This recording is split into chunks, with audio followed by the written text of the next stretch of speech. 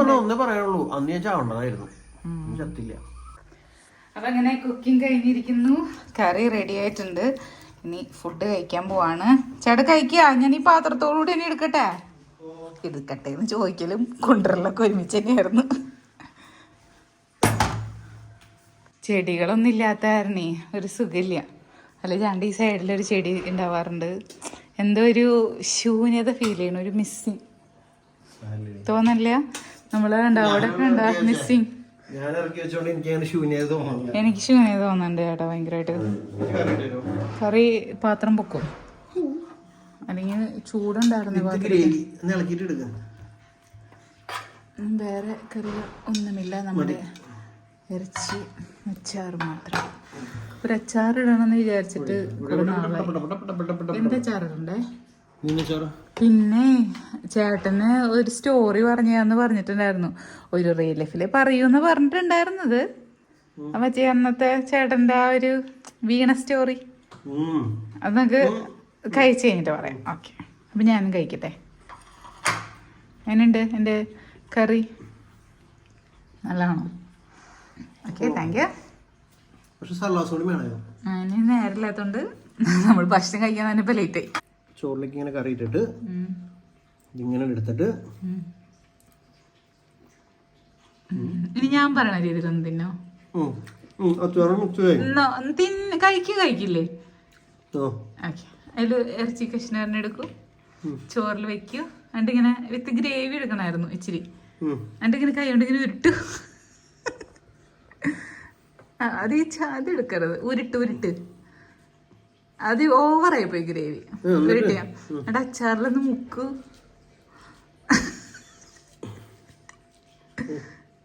എന്റെ വായിൽ പയ്യെ തൊടാൻ പാടില്ല. ഓ, അത് മുക്കിയത് വറക്കിയെടുക്കൂ, എന്റെ വായിലിടും. പിന്നെ ഞെക്കി കൂട്ടാൻ പാടില്ല, അപ്പൊ അലമ്പായി പോവും. എങ്ങനെ ഞെക്കി പീച്ച് ഇതാക്കരുത്, ജസ്റ്റ് ടച്ച്. എങ്ങനെ ഉണ്ടാവും? സൂപ്പർ അല്ലേ? പിള്ളേർക്ക് ഇങ്ങനെ കൊടുക്കാം. ഞാനങ്ങനെ കഴിക്കാറില്ല വല്ലപ്പോഴും. അത് കുഴപ്പമൊന്നുമില്ല, പിള്ളേർക്ക് ഇങ്ങനെ ഇടയ്ക്കൊക്കെ മിക്സ് ചെയ്ത് മാറ്റി മറിച്ച് കഴിക്കണം. ഞാൻ ഇടയ്ക്കാണ് അത് ചേട്ടന്റെ ഇഷ്ടമല്ലേ? അത് ചേട്ടന്റെ ഇഷ്ടം. എനിക്കും ഇഷ്ടങ്ങളുണ്ടല്ലോ, നമുക്ക് ഇഷ്ടമുള്ള പോലെ കഴിക്കാം. മിക്സ് ചെയ്ത് വേണമെങ്കിൽ കഴിക്കാം, മിക്സ് ചെയ്യാണ്ട് കഴിക്കാം. ഞാൻ ശ്രദ്ധിക്കാറില്ല ഇപ്പൊ ആ ഒരു എന്താ പറയാ ട്രെൻഡ് പോയി, അതുകൊണ്ട് പഴയ പാട്ടും കേൾക്കും. സ്വർഗങ്ങൾ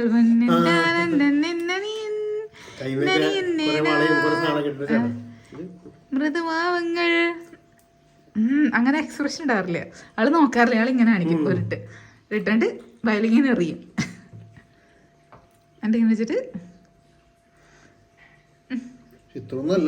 ആള് കയ്യില് കൊറേ ഇതിങ്ങനെ കൊള്ളും കൊറേ. എന്നിട്ട് കുറച്ച് മോര് കയ്യിൽ വയ്ക്കും, എന്നിട്ട് ഇങ്ങനെ കുടിക്കും. മോര് വേണോ? മോരുണ്ടായിരുന്നു. ഭക്ഷണം കഴിക്കലാണ്. മണ്ണിൽ കാട്ടും സ്വർഗങ്ങൾ സ്വപ്നം കാണും മണ്ണിനരികിൽ വിടരുന്നേതോ. അലക്സ, മിഡു പറയണ ഡൈനിങ് ഏരിയ ഫാൻ ഓണാക്കാൻ.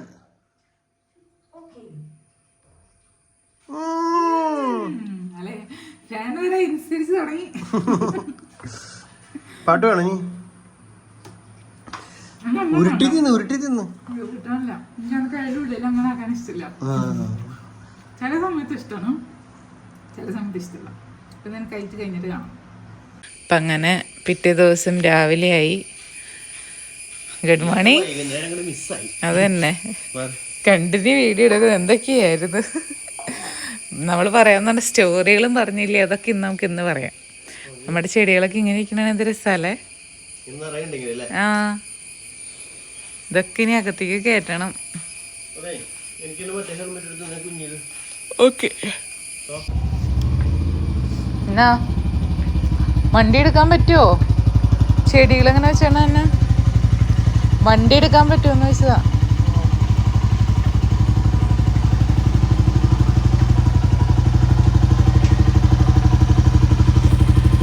നല്ല മഞ്ഞുണ്ട് ഇന്ന്. മഞ്ഞാണ്, മഞ്ഞ്. അപ്പോൾ ഓക്കെ ബൈ.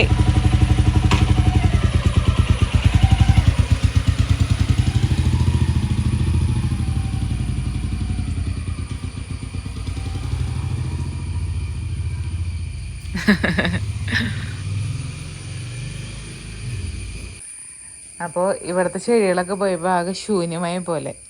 അപ്പം ഞാൻ എണീറ്റിട്ടുള്ളൂ സത്യം പറഞ്ഞു കഴിഞ്ഞാൽ.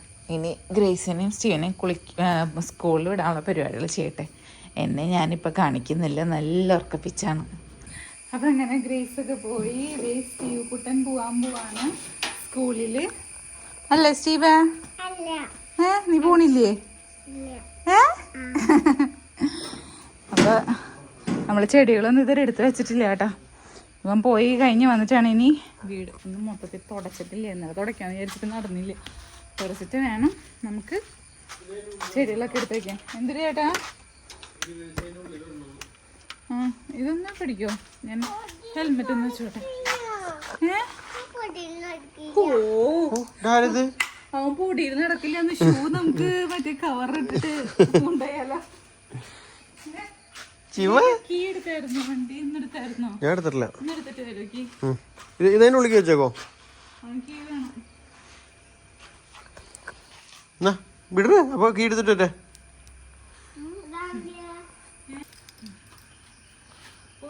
ചെല്ലടാ പൊടിയാക്കണല്ലേ.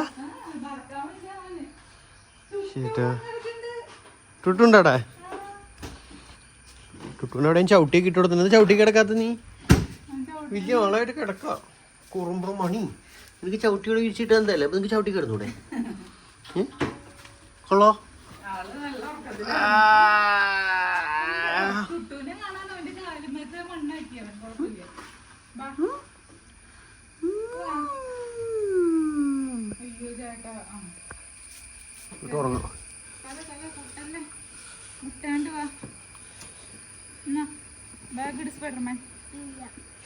ബാഗ് താഴെ വെച്ചേക്കടി, അതിനെ കൊണ്ട് ഇടിക്കണ്ട.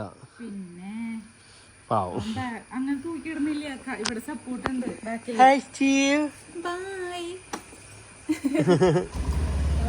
ടുട്ടുവിനോട് ബൈ ബൈ പറ.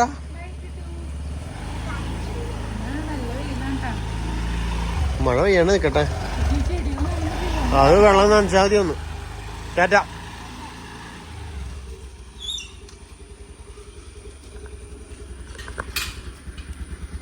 ഇങ്ങനെ വണ്ടി തുറക്കരുത് ഞാൻ പറഞ്ഞിട്ടാ. ബ്രേക്ക് എന്തിനാ? അവൻ അങ്ങനെ തിരിച്ചാൽ ആക്സിലേറ്റർ എടുത്ത് അവൻ്റെ കാര്യമായിട്ട് പറയാൻ പറ്റില്ല.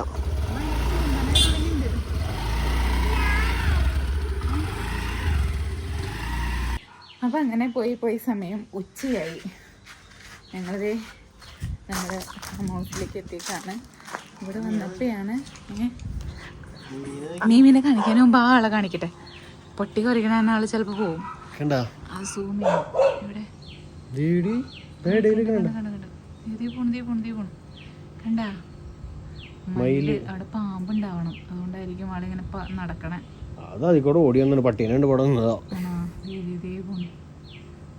പോവല്ലേ? ഞാൻ ഇച്ചിരി കൂടി ക്ലിയർ ആക്കട്ടെ മയിലെ. ഒരു മിനിറ്റ് വെയിറ്റ് ചെയ്യേ. നിന്റെ വർത്താനം കേട്ടാ മീനുകൾ വന്നിരിക്കണം. അവരാളെ കാണിക്കേ. എന്റെ മയിലിനെ കാണിക്കട്ടെ. അവരൊക്കെ ആൺമയിലിനെ കണ്ടിട്ടുണ്ടാവും. പെൺമയില വാലുള്ള മയിലിനെ കാണിക്കണം. ഓ ശരിയാ. അപ്പൊ നമുക്ക് നമ്മുടെ ആൾക്കാരെ കാണിക്കാം. നമ്മുടെ ആൾക്കാരിങ്ങനെ കറങ്ങി നടക്കണല്ലോ. എന്താണ് അവരുടെ ഉദ്ദേശം? വെയിലോടെ വരുമ്പോ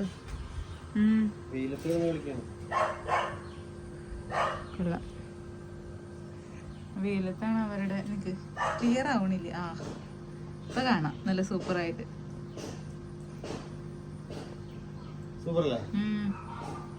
ചേട്ടന്റെ സ്റ്റോറി ഇതുവരെ പറഞ്ഞില്ല. എപ്പോഴാ നമ്മള് പറഞ്ഞായിരുന്നു?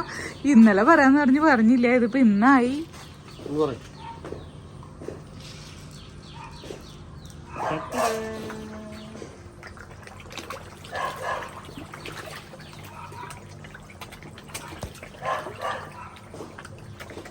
ഇട്ട് കൊടുക്കൂ.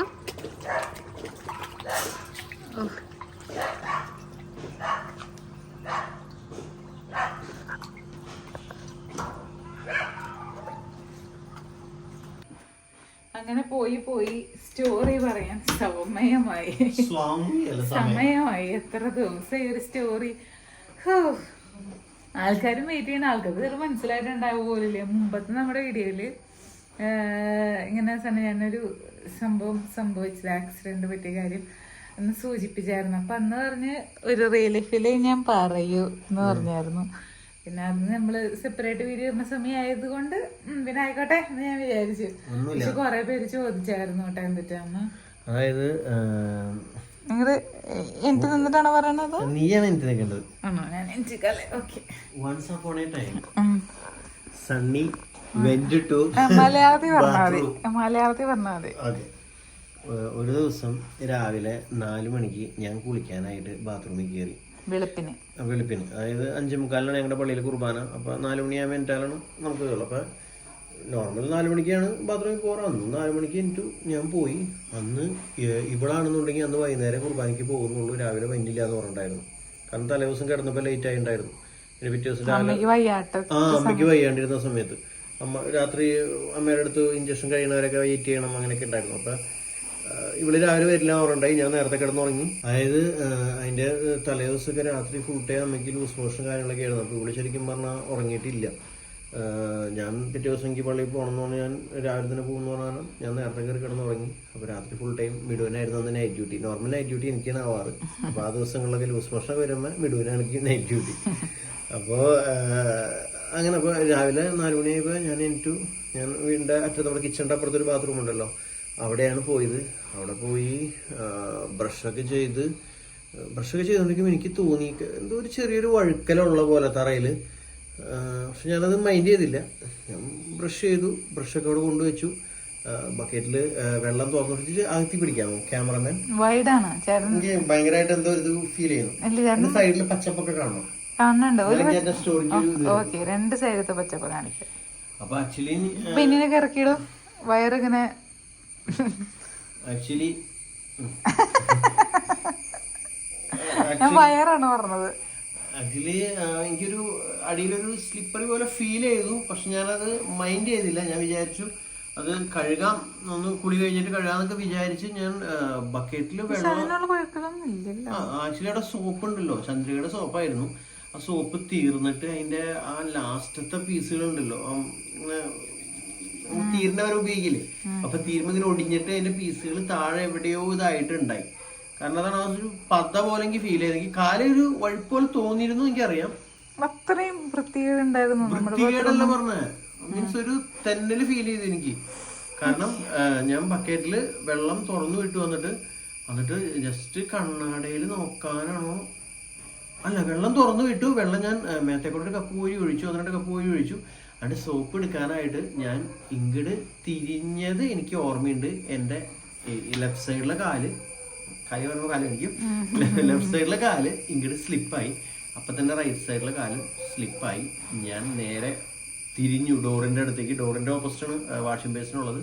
ഞാൻ അങ്ങോട്ട് തിരിഞ്ഞു. എൻ്റെ തലയുടെ ബാക്ക് വശം പോയി നേരെ വാഷിംഗ് ബേസിന് പോയി അടിച്ച ശേഷം തന്നെ തലയൊക്കെ ഫുള്ളായിട്ട് അങ്ങോട്ട് മരയിച്ച് എന്തോ ഐസും കട്ട പോലെ ഭയങ്കര തണുപ്പ് പോലെ എന്തൊക്കെയോ തല പെട്ടെന്ന് ഇതായി. ഞാൻ താഴേക്ക് വീണപ്പോൾ അവിടെ മറ്റേ നമ്മുടെ ക്ലോസ്റ്റ് കണ്ട ബ്രഷ് ഇരിക്കണ്ടായി. അതും ഈ സൈഡ് കുത്തിയാണ് ഞാൻ വീണത്. അതുവരെ എനിക്ക് ഓർമ്മയുണ്ട്. അതിനെൻ്റെ പിന്നെ ഒന്നും ഓർമ്മയില്ല. എൻ്റെ ബോധം പോയി. ആക്ച്വലി അങ്ങനെ ഞാനവിടെ വീണ് കിടന്നു. അപ്പോൾ ഈ ബക്കറ്റിൽ ഞാൻ വെള്ളം ഇങ്ങനെ ഫുള്ള് തുറന്നിടാറില്ല, ഇച്ചിരി തുറന്നു വിടും വെള്ളം ഇങ്ങനെ വീഴാനായിട്ട്. അപ്പോൾ ഇങ്ങനെ നിറഞ്ഞു വരുള്ളൂ, നമ്മൾ എടുക്കുന്നതിനനുസരിച്ച് നിറഞ്ഞു വരുമല്ലോ. അപ്പോൾ അതൊക്കെ എൻ്റെ ഒരു ഐഡിയകളാണ്, ഐഡിയ ഉപയോഗിക്കണമെങ്കിൽ പറയുന്നുണ്ട. അപ്പോൾ വെള്ളം ബക്കറ്റിനുള്ളിൽ കപ്പുണ്ട്. അപ്പോൾ വെള്ളം നിറഞ്ഞു വന്നപ്പോൾ ഈ കപ്പുമ്മേക്ക് പൈപ്പിൽ നിന്നുള്ള വെള്ളം വീണിട്ട് ആ കപ്പ് മുകളിൽ പൊന്തി വരുമ്പോൾ അതിന് തട്ടിങ്ങനെ തെറിക്കുമല്ലോ.